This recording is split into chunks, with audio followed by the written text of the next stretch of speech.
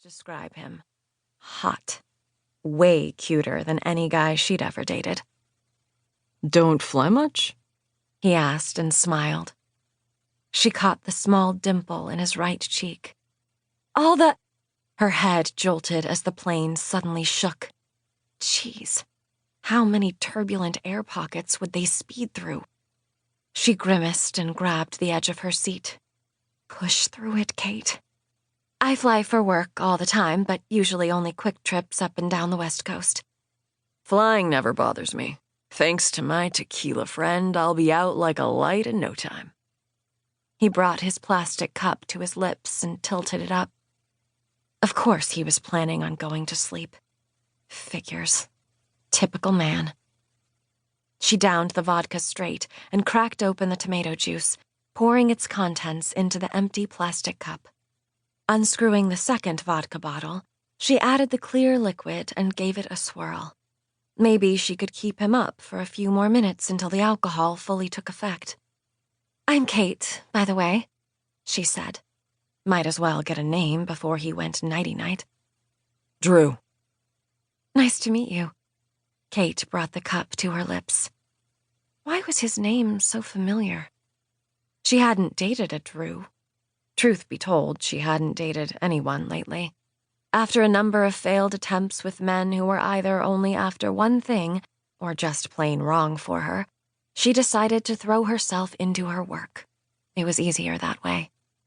A minute into that depressing thought, the plane dipped and sprang back up, causing her drink to spill. The tomato juice seeped through her dress, dampening her skin. Damn it. Here. He handed her his cocktail napkin.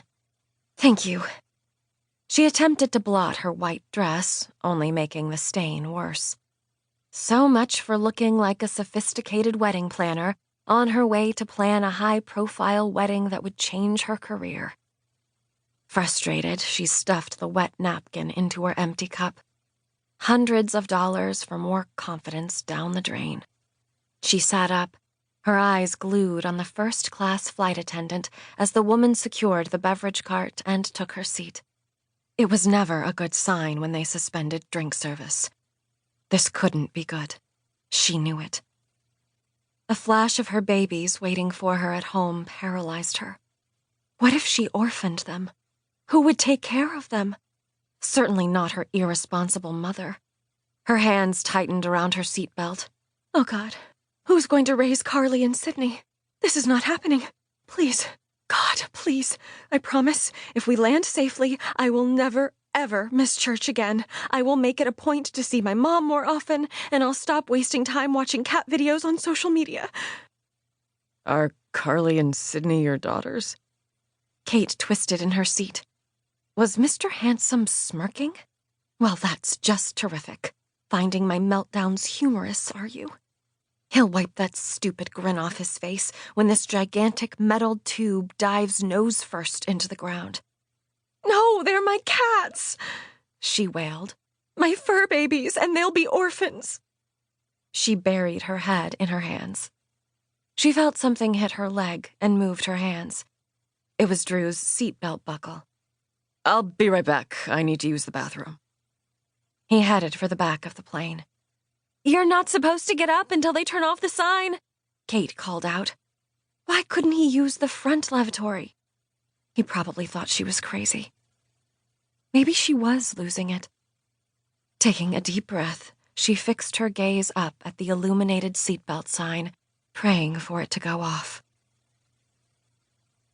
Luke Cannon reclined his seat and closed his weary eyes. It had been one whirlwind of a work week, no doubt about it. His reward? Several hours of uninterrupted Z's. Then again, with all this swaying, how much shut-eye would he actually get?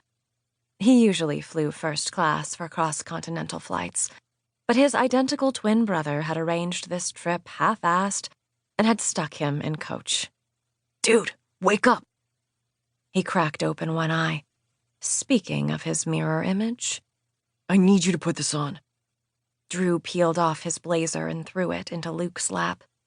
He held on to the headrest for balance. Why?